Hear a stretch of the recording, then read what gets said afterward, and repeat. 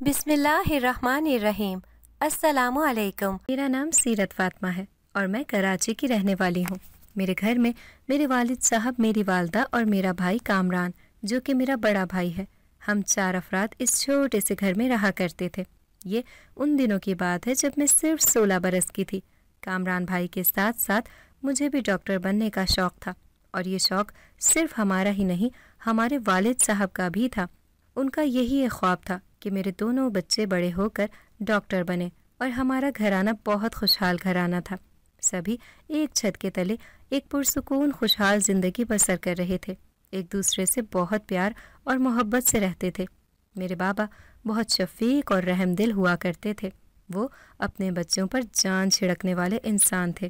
انہوں نے ہمیں کبھی کسی چیز کی کمی نہیں دی تھی۔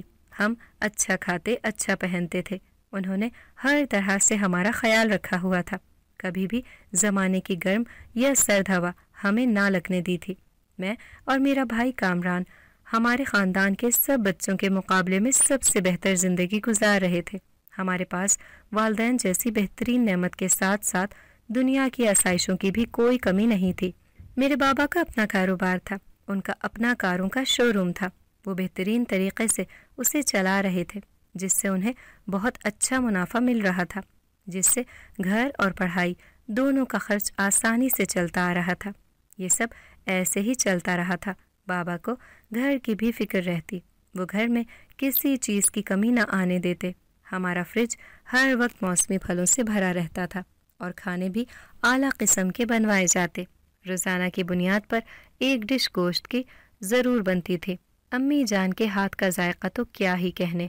میری امی جان کا تعارف ہی اس طرز سے ہوتا تھا کہ وہ اتنے اچھے اچھے پکوان بناتی ہیں۔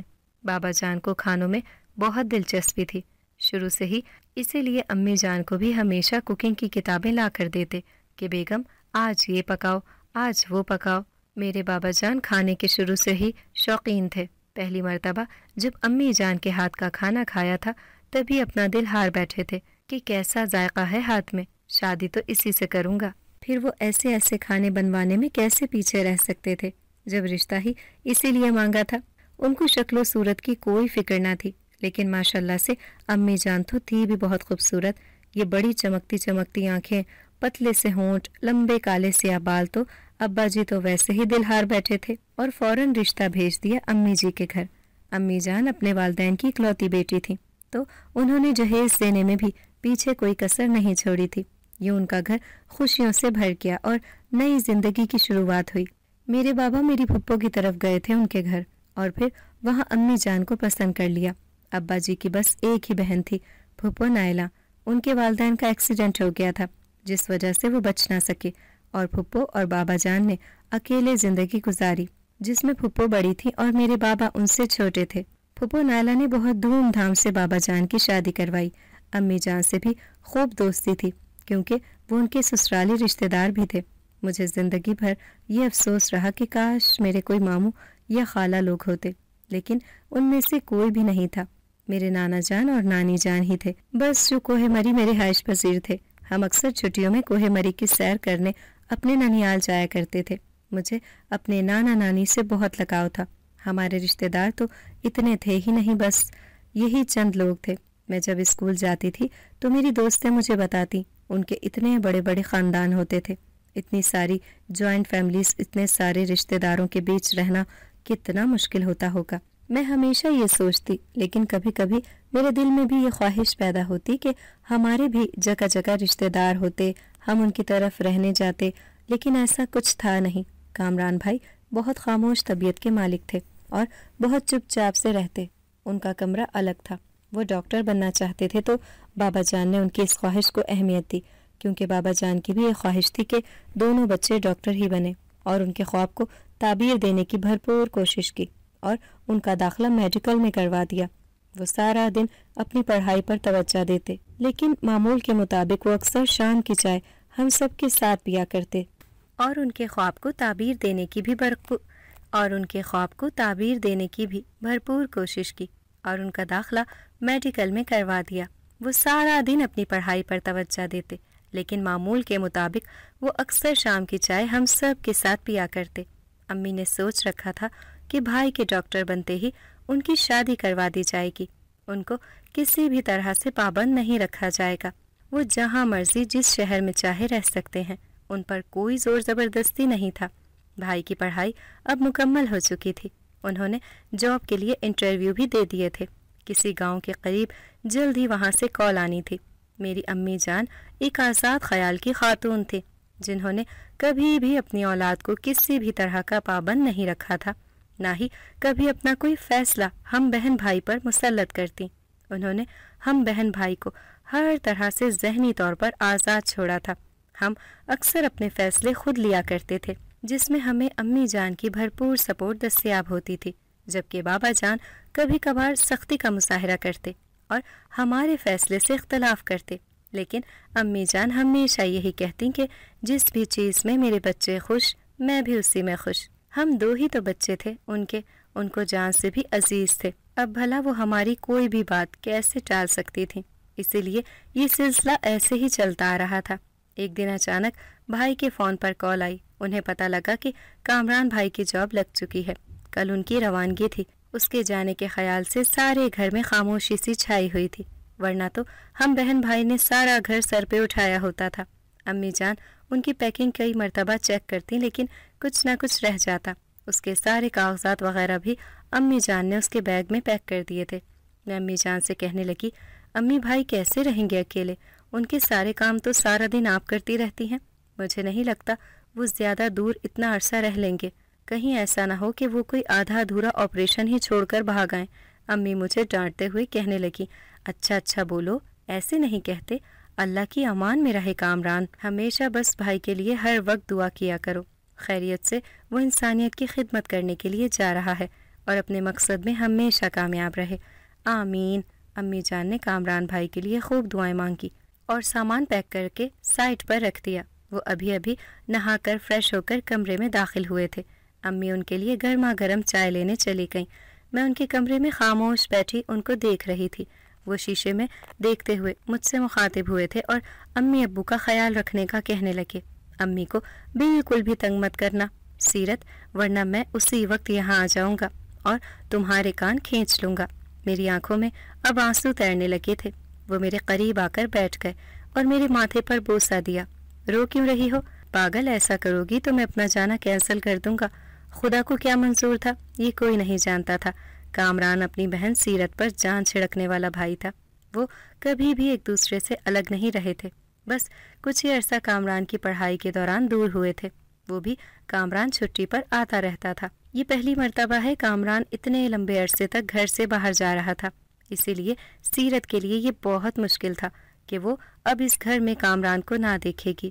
وہ بھی اپنے بھائی سے بے تحاشا محبت کرتی تھی۔ وہ صرف بھائی بہن نہیں بلکہ ایک دوسرے کے دوست اور ساتھی بھی تھے۔ وہ بن کہے ہی ایک دوسرے کی ہر بات کو سمجھ جایا کرتے تھے۔ وہ بچپن ہی سے ساتھ تھے۔ ایسے میں اچانک کامران کا الگ ہونا سیرت کے لیے کافی تکلیف دہ تھا۔ آج شام کامران کی روانگی تھی۔ امی جان چائے لے آئیں۔ کامران نے وہ چائے پیتے ہوئے امی جان کو سیرت کا خیال رکھنے کا بھی بولا تھا۔ امی جان، میں اپنی پری آپ کے حوالے کر کے جا رہا ہوں، اس کا خوب خیال رکھیں اور پہلے سے بھی زیادہ اچھے کھانے بنا کر اسے کھلائیں تاکہ جب تک میں واپس آؤں یہ موٹی اور خوب موٹی ہو جائے۔ کامران نے سیرت کو تنگ کرنے کے لیے کہا تھا۔ وہ غصے سے اسے دیکھنے لگی۔ بھائی موٹی تو نہ کہیں۔ اب ان سب کی پیار بھری گفتگو ختم ہوتی تو اچانک ابا جان کی طبیعت تھوڑی بھاری سی ہونے لگی۔ ان کو سانس کا مسئلہ ہو رہا تھا، لیکن زیادہ کچھ نہیں تھا، اس لیے وہ کامران کو چھوڑنے نہ جا سکے۔ کامران نے بہت کہا کہ میں نہ جاؤں، لیکن اس کے بابا نے اس کو تسلی دی کہ وہ اب پہلے سے بہتر ہیں۔ آج ذرا دوائی لینے میں تاخیر ہو گئی تھی۔ امی جان اور سیرت دونوں ہی کامران کی پیکنگ اور تیاری میں ایسی مصروف ہوئیں کہ شام کی چائے کے بعد بابا کو دوائی دینا ہی بھول گئیں۔ رات کے 8 بج رہے تھے۔ کامران ٹرین کے لیے اسٹیشن روانہ ہوا۔ رات کا سفر تھا۔ اس کے بابا نے اسے اکیلے نہ جانے دیا، اس کے ساتھ رحمت چاچا کو بھیج دیا۔ وہ ان کی دکان پر ہوتا تھا، کافی اچھا آدمی تھا، اس لیے کامران کا خیال رکھنے کو اس کو ساتھ بھیجوا دیا۔ وہ دونوں اسٹیشن کے لیے روانہ ہوئے۔ سامان بھی کافی تھا، اس لیے کامران کو مدد مل گئی۔ رحمت چاچا کے ہونے سے وہ لوگ اسٹیشن پہنچ کر ٹرین میں بیٹھ گئے۔ کچھ ہی دیر بعد سارے لوگ بیٹھ چکے تو خاموشی چھا گئی، جس کے بعد بہت شور سے ٹرین چلنے لگی اور کامران نے آنکھیں بند کر لی۔ اب یہ ٹرین اپنی منزل کی طرف جانے لگی۔ تقریباً 4 گھنٹے کے بعد یہ ٹرین ایک سنسان اسٹیشن پر جا کر رکی۔ کامران کو سارے راستے صرف اپنے بابا کی فکر ستا رہی تھی۔ وہ ایک پل کو بھی آرام نہ کر پایا تھا۔ سارا راستہ صرف آنکھیں بند کر کے انہی کے بارے میں سوچتا رہا تھا۔ یہ ٹرین اس اسٹیشن پر صرف انہی کے لیے رکی تھی۔ یہ اسٹیشن بہت سنسان علاقے پر تھا۔ رات بہت ہو چکی تھی۔ یہ دونوں ابھی اترے تھے، ادھر ادھر نظریں دوڑا رہے تھے۔ کامران کو ہسپتال کا پتہ معلوم تھا جس میں کامران کی جاب لگی تھی، لیکن وہ کامران کے شہر سے کافی دور تھا۔ کسی سنسان گاؤں میں اب یہ دونوں ایک سائٹ پر کھڑے ہو گئے۔ رحمت چچا کو بہت نیند آ رہی تھی تو انہوں نے اپنی آنکھیں بند کی ہوئی تھیں، جبکہ کامران سامنے دیکھ کر کسی ٹیکسی کا انتظار کرنے لگا کہ شاید یہاں کوئی ٹیکسی مل جائے جو ان کو ہسپتال پہنچا دے۔ لیکن یہ تو گاؤں ہی تھا۔ کچھ ہی دیر میں ان کو سامنے سے تھوڑی لائٹ نظر آتی دکھائی دی۔ ایک کار آ کر ان کے پاس رکی۔ کامران سرفراز آپ ہیں؟ گاڑی میں اگلی سیٹ پر بیٹھے آدمی نے خاموشی کو توڑا۔ جی ہاں میں ہی ہوں۔ آپ کون؟ کامران نے اس سے مخاطب ہوتے ہوئے کہا۔ جی میں مریم ہسپتال سے آپ کو لینے آیا ہوں۔ کامران کی جان میں کچھ جان آئی، ورنہ وہ اس اتنے ویران علاقے میں کہاں کہاں دھکے کھاتے۔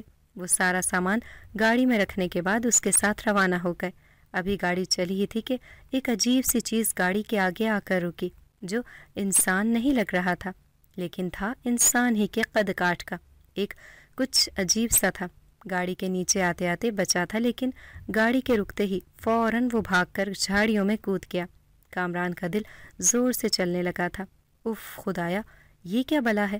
رحمت چاچا نے کانپتے ہوئے کہا تھا۔ لیکن عجیب بات تھی، ڈرائیور خاموشی سے گاڑی چلاتا رہا۔ اس نے کچھ بھی نہ بولا تھا۔ کچھ ہی دیر بعد گاڑی ایک ویران علاقے میں آ کر رکی، جہاں ایک درمیانی سی سفید رنگ کی عمارت تھی جو دکھنے میں ہسپتال ہی لگ رہا تھا۔ اس ڈرائیور نے ان کو اندر داخل کیا، ساتھ ہی ایک کوارٹر کا بتایا اور اس کی چابی کامران کو دے دی۔ ہسپتال بالکل سنسان تھا۔ کامران نے کوارٹر کا دروازہ کھولا اور احمد چچا کے ساتھ سامان رکھنا شروع کیا۔ آدھے گھنٹے تک وہی لوگ سامان رکھ کر فارغ ہوئے تھے اور اندر آ گئے تھے۔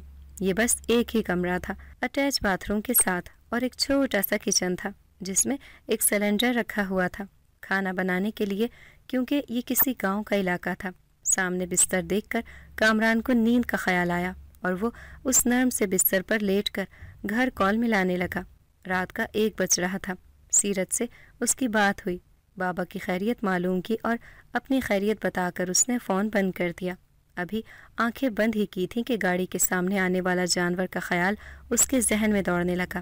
وہ کیا چیز تھی؟ وہ سوچنے لگا تھا۔ وہ ایک بہادر مرد تھا۔ اسے ڈر تو نہیں لگ رہا تھا، لیکن حیرانی ہو رہی تھی۔ ڈر اس لیے بھی نہیں لگا تھا کیونکہ اس کے رحمت چچا موجود تھے۔ وہ اکیلا نہیں تھا۔ کچھ دیر بعد دروازے پر دستک ہونے لگی۔ دروازہ کھولتے ہی سامنے ایک لڑکا نظر آیا جو اسٹاف کے کپڑوں میں ملبوس تھا۔ رحمت چچا زوروں کے خراٹے لے رہے تھے۔ کامران دروازے کے باہر نکل آیا تو اس لڑکے نے ان کی خیریت معلوم کی۔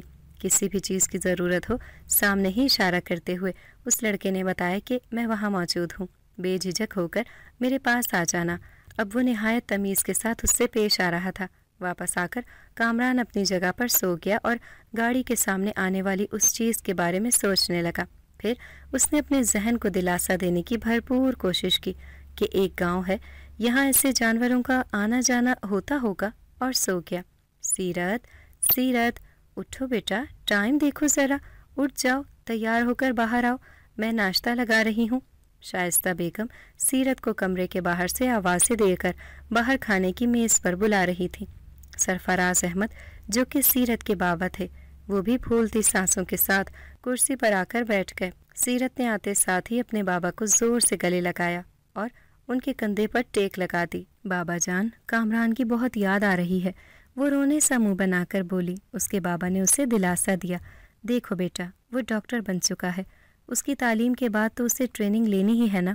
اچھا، گاؤں کے لوگ کتنے مجبور ہوتے ہیں، کیا تم نہیں چاہتی کہ وہ خدا کی مخلوقات کی خدمت کر کے ثواب کمائے؟ ویسے بھی اسے کوئی نہ کوئی ڈیوٹی تو کرنی ہی تھی نا۔ اب اچھا ہے وہ ثواب کی نیت سے کر رہا ہے۔ مجھے تو بھائی بے حد خوشی ہے اپنے بیٹے کے ڈاکٹر بننے کی۔ اتنے میں شائستہ بیگم نے کھانے کی میز پر چائے رکھی اور بریڈ پر جیم لگا کر سیرت کو دے دیا۔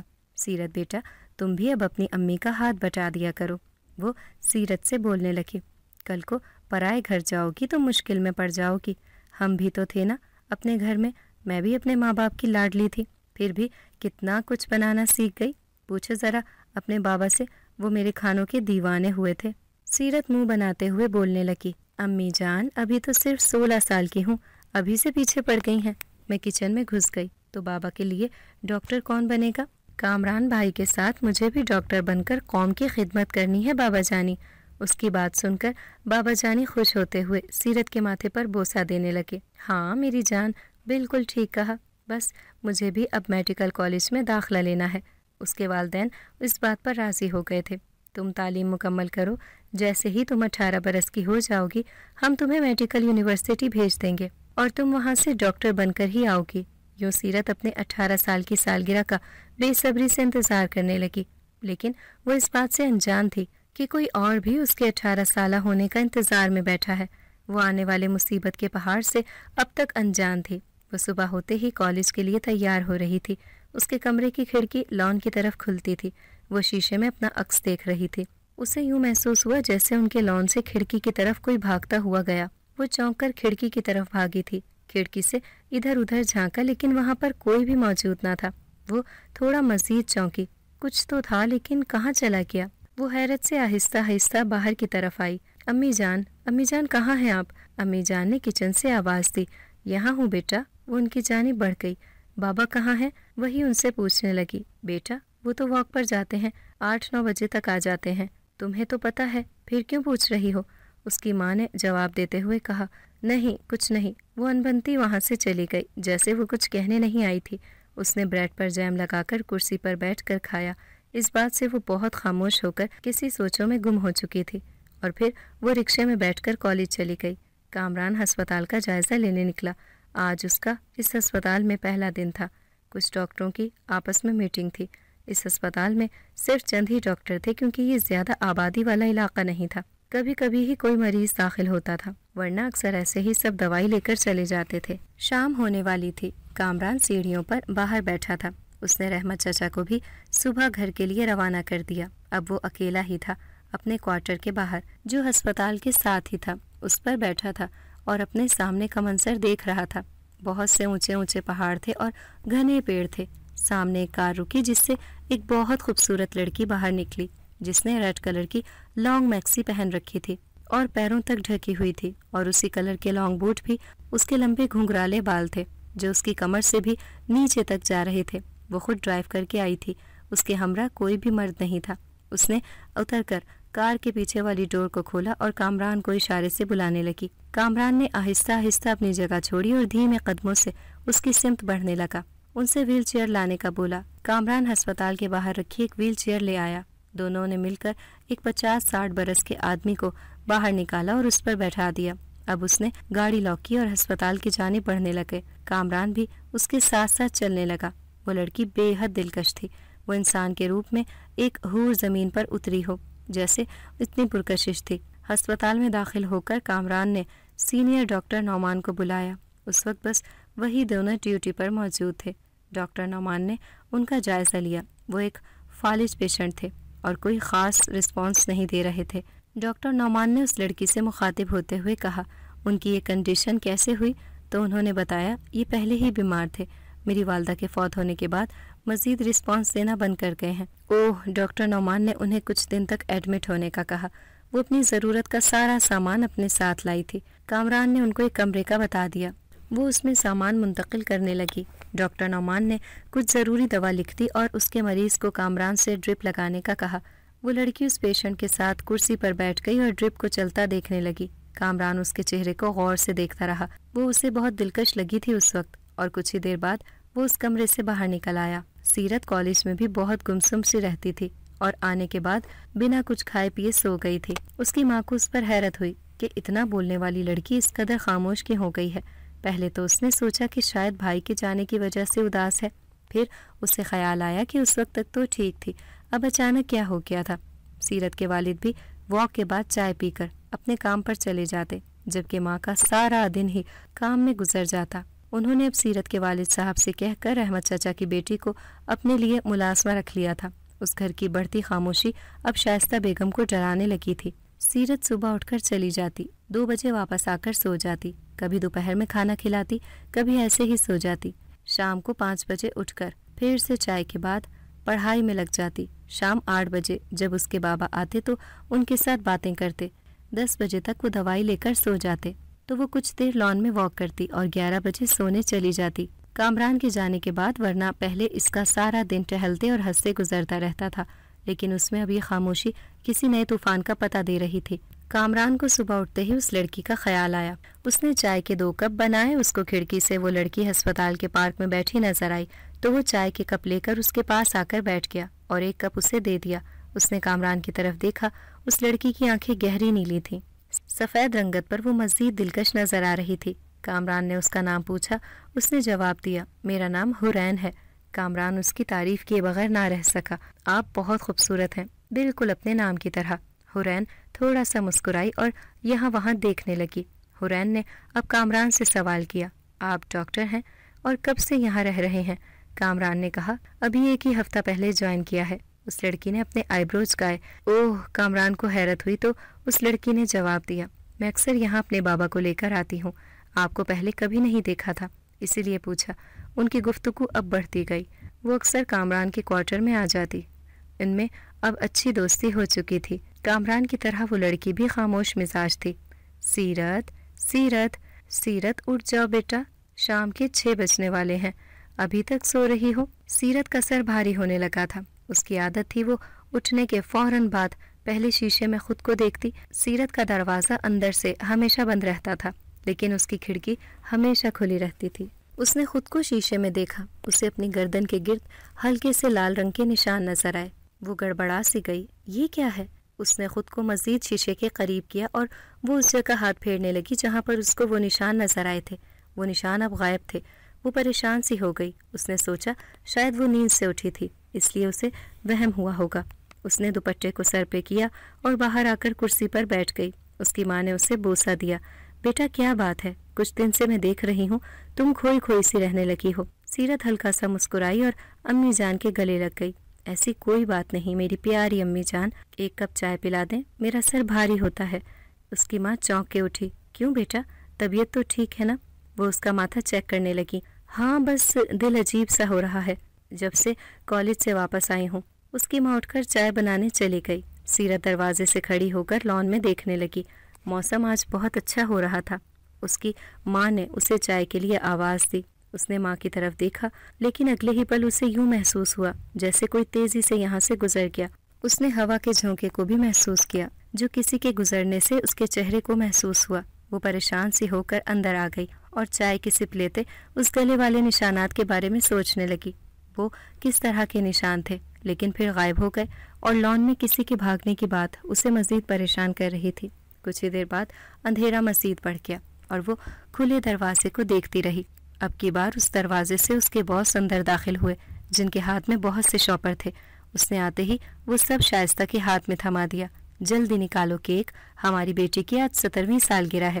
سرفراز احمد نے بیٹی کے ماتھے پر بوسہ دیا، مگر وہ ہلکا سا مسکرائی۔ بابا جان اب پریشان ہونے لگے، ہماری بیٹی کا موڈ کیوں آف ہے؟ پہلے تو کبھی ایسا اترا ہوا چہرہ مجھے نظر نہیں آیا، آج کیا ہو گیا؟ وہ سوال کرنے لگا۔ سیرت نے کہا، کچھ نہیں، بس طبیعت تھوڑی بوجھل ہے۔ اس کی بڑھتی عمر اور 18ویں سال میں داخل ہونے کے دن تھے۔ وہ بہت خاموش ہو گئی تھی۔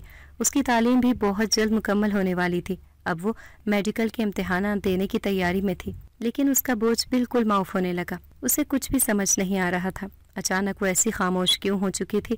ان سب نے مل کر کیک کاٹا اور کھایا، سب بہت خوش تھے۔ کامران جلدی ادھر آئے کامران، وہ لڑکی کامران کو بھاگتے ہوئے بلانے آئی۔ میرے بابا کو پتہ نہیں کیا ہو گیا ہے۔ وہ جلدی سے بنا دروازہ بند کیے اس کے ساتھ بھاگتا ہوا اس کے روم میں چلا گیا۔ اس لڑکی کے والد کا نام سن کر مسلسل کانپ رہا تھا۔ اس نے جلدی سے کمرے میں رکھے ٹیلی فون سے ڈاکٹر نعمان کو انفارم کیا اور اس کے والد کو ایک ڈرپ لگایا اور اس میں مزید کچھ انجیکشن بھر کے ڈالنے لگا، لیکن ان کی کنڈیشن میں کوئی کمی نہیں آ رہی تھی۔ حورین کی آنکھوں سے آنسو جاری تھے، وہ کامران کے دل کو مزید کمزور کر رہے تھے۔ اب کامران کی گھبراہٹ بڑھنے لگی تھی۔ ڈاکٹر نعمان بھی جب تک پہنچ چکے تھے، حورین آپ باہر انتظار کریں۔ ڈاکٹر نعمان نے اسے حوصلہ دیا اور باہر انتظار کرنے کا کہا۔ کامران نے ڈاکٹر نعمان کو بتایا۔ اچانک ہی اس کی حالت بگڑی ہے، وہ دونوں اس کا معائنہ کر ہی رہے تھے کہ اتنے میں مریض نے فوراً سانس لینا بند کر دیا۔ کامران کو بہت شوق لگا، وہ اس کے دل پر زور دینے لگے، لیکن سانس بحال نہ ہو سکی۔ کامران کو بہت ڈر لگ رہا تھا کہ حرین کو یہ خبر کیسے دے سکیں گے۔ ڈاکٹر نعمان باہر آئے اور حرین سے سوری کیا۔ حرین چیخ کر زمین پر بیٹھ گئی، وہ مسلسل رو رہی تھی۔ وہ اپنے بارے میں کامران کو بتا چکی تھی کہ اس کے بابا کے علاوہ اس کا اس دنیا میں کوئی بھی نہیں۔ کامران نے اسے سنبھالا، اس کے والد کی تدفین کا بندوبست کیا۔ اس کے بعد وہ کامران کے ساتھ اس کے کوارٹر پر آ گئی۔ رات کا وقت تھا۔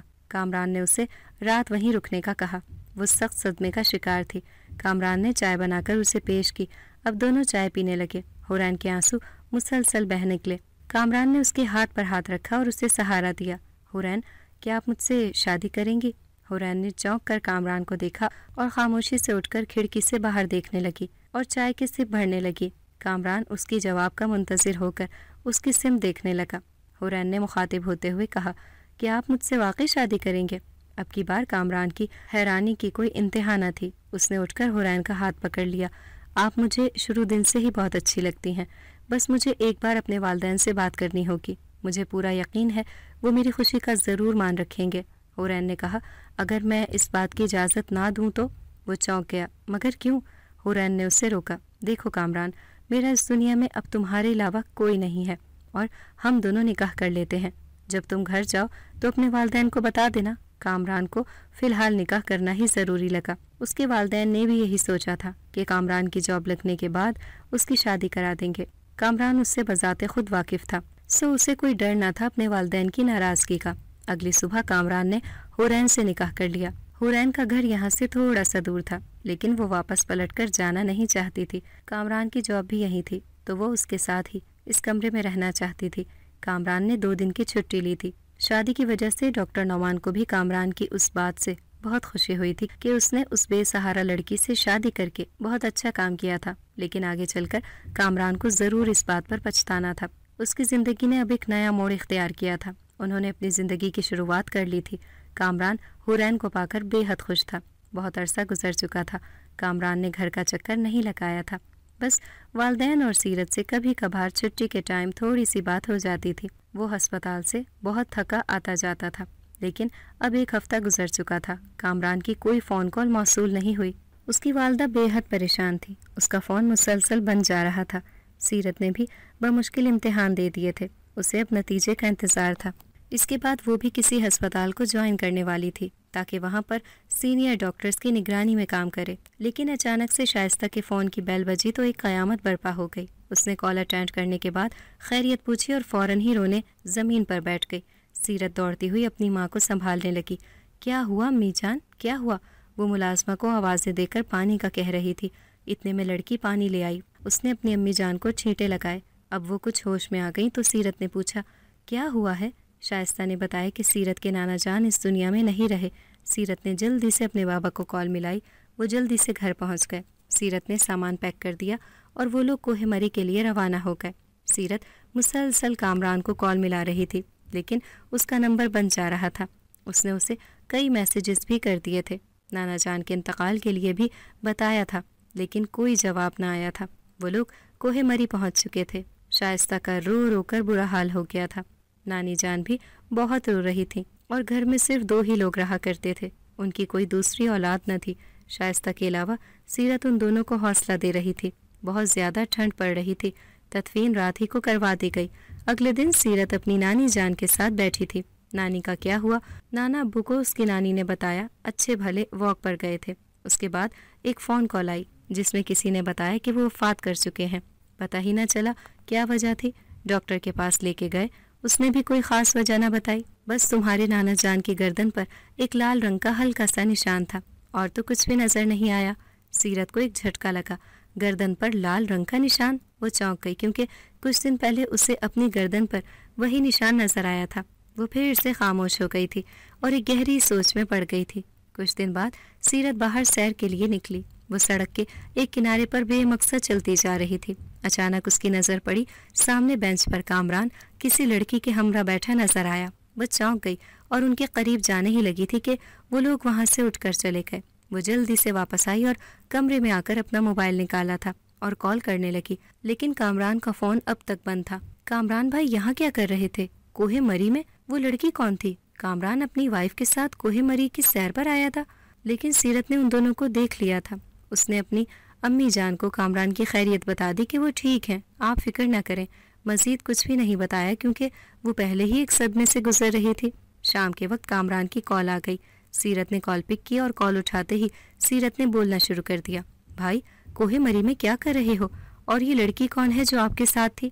کامران کو ایک گہرا جھٹکا لگا۔ اس نے سیرت سے کہا، آپ کوہ مری کیسے؟ اس نے کامران کو بتایا کہ نانا جان کی وفات ہو گئی ہے، ہم اس سلسلے میں یہاں آئے ہیں۔ کامران نے کہا، میں بھی رات کو وہاں آؤں گا اور سب بتا دوں گا۔ رات ہوئی، سیرت کامران کا انتظار کرتی رہی۔ سب لوگ اندر تھے، شدید ٹھنڈ گر رہی تھی، ہلکی ہلکی برف کے ساتھ۔ کامران اس لڑکی کے ساتھ اپنی نانی جان کے گھر آیا۔ کامران نے حورین کا تعارف سیرت سے کروایا۔ حوری، یہ سیرت ہے میری بہن، اور سیرت یہ حورین ہے۔ سیرت نے سوالیہ نظروں سے اس لڑکی کی طرف دیکھا اور اندر آنے کا کہا۔ اس کے والدین کامران کے ساتھ اس لڑکی کو دیکھ کر خاموش ہو گئے۔ والد صاحب نے خاموشی توڑی، بیٹا آپ کون ہیں؟ انکل میرا نام حورین ہے، میں کامران کی وائف ہوں۔ اس کی ماں کو ایک جھٹکا سا لگا، مگر وہ خاموش ہی رہی اور کامران سے کوئی بھی بات نہ کی۔ کچھ ہی پل میں وہ اٹھ کر اندر چلی گئی اور طبیعت خراب کا کہہ کر کمرہ اندر سے بند کر دیا۔ اسے کامران سے یہ امید ہرگز نہیں تھی۔ اس کے والد نے حورین کے سر پر ہاتھ رکھا اور اندر چلا گیا۔ حورین اور کامران نانی جان کے ساتھ بیٹھے رہے اور سیرت بھی موبائل میں دیکھ رہی تھی۔ کبھی حورین کو غور سے دیکھتی۔ سیرت کو کامران پر بہت غصہ تھا، لیکن وہ ظاہر نہیں کر رہی تھی۔ وہ دل ہی دل میں سوچنے لگی تھی، بھائی نے کس قدر اتنا بڑا فیصلہ کر لیا اور بتانا بھی ضروری نہیں سمجھا۔ کامران کا اجنبی سا لہجہ اور سیرت کو نظر انداز کرنا بہت تکلیف دہ تھا سیرت کے لیے۔ وہ لوگ روانہ ہو گئے تو سیرت اپنی امی جان کے ساتھ آ کر لیٹ گئی اور سوچنے لگی، اگر میں بھائی کو نہ دیکھتی تو وہ مزید اپنی شادی کو ہم سے چھپائے رکھتے۔ اسے بہت دکھ ہو رہا تھا اپنے بھائی کو اس طرح اجنبی دیکھ کر۔ اس کی ماں کا تو ویسے ہی برا حال تھا۔ کچھ دن مزید وہ یہیں رکے تھے۔ ایک دن اچانک سیرت کو کال آ گئی کہ وہ امتحان میں پاس ہو گئی ہے، اس کی جاب لگ گئی ہے، کوہ مری میں ہی اس کو ٹریننگ دی جائے گی۔ وہ بہت خوش ہوئی تھی کہ وہ اپنی نانی جان کے ساتھ رہا کرے گی۔ کامران اب واپس جا چکا تھا۔ وہ واپس جاتے وقت بھی حورین کے ساتھ ان سب سے مل کر گیا تھا۔ حورین کی آنکھوں میں سیرت کو ایک عجیب کشش نظر آ رہی تھی جو پہلے کبھی نہیں دیکھی تھی۔ نہ جانے کیوں سیرت کو حورین سے الجھن سی ہونے لگی تھی۔ کامران نے جب سیرت کو گلے لگایا تو سیرت کو کامران سے ایک عجیب سی خوشبو محسوس ہوئی جو اس دن اس ہوا کے جھونکے سے سیرت نے محسوس کی تھی۔ سیرت کو اس خوشبو کے ساتھ ہی اس دن والا منظر یاد آنے لگا تھا۔ یہ کیسا راز تھا جو سیرت جان نہیں پا رہی تھی۔ جاتے وقت حورین مڑ کر سیرت کو دیکھتے ہوئے جا رہی تھی۔ سیرت کو اس بات پر بھی حیرت ہونے لگی تھی، حورین اور کامران میں وہی خوشبو تھی جس نے کچھ دن پہلے سیرت کو الجھا کے رکھا ہوا تھا۔ نانی جان کے ساتھ بیٹھی سیرت سوچوں میں گم تھی۔ اس کی نانی جان اس سے مخاطب ہوئی تاکہ سیرت کا دل بہل جائے۔ سیرت، تمہیں پتہ ہے تم کوہ مری میں پیدا ہوئی تھی؟ سیرت نے مسکرا کر اپنی نانی جان کی باتوں کو غور سے سننا چاہا۔ اچھا نانی جان، اس نے بتایا کہ کامران بھی یہیں پیدا ہوا تھا کیونکہ تمہاری امی کے ساتھ اور کوئی نہیں تھا۔ تمہاری ایک ہی تو پھپھو ہیں، وہ بھی اپنے گھر کے کاموں میں مصروف رہتی تھی، تو جب تم لوگوں کا وقت آتا تھا تو میں شائستہ کو اپنے پاس بلوا لیتی تھی۔ اچھا نانی جان، سیرت نے اپنی نانی جان کو خوب توجہ دی تو اس کی نانی نے بتایا، لیکن تب یہ گھر نہیں تھا، وہ گھر دوسرا تھا جو کسی وجہ سے ہمیں چھوڑنا پڑا تھا۔ سیرت اب مزید دلچسپی لینے لگی۔ کیوں چھوڑا تھا وہ گھر آپ نے؟ سیرت نے سوال کیا۔ اب تو تم بڑی ہو گئی ہو، خیر سے ڈاکٹر بننے جا رہی ہو، تمہارا دل بھی مضبوط ہو چکا ہوگا، اس لیے میں تمہیں بتا رہی ہوں، لیکن تم نے ڈرنا بالکل بھی نہیں ہے۔ جب کامران بہت چھوٹا تھا اور تم پیدا ہوئی تھی، تمہاری امی کو میں نے یہاں بلوا لیا تھا۔ ایک دن تمہاری ماں سو رہی تھی، میں کامران کو گود میں سلانے بیٹھی تھی۔ تمہارے نانا جان اور ابو باہر سامان لینے گئے تھے۔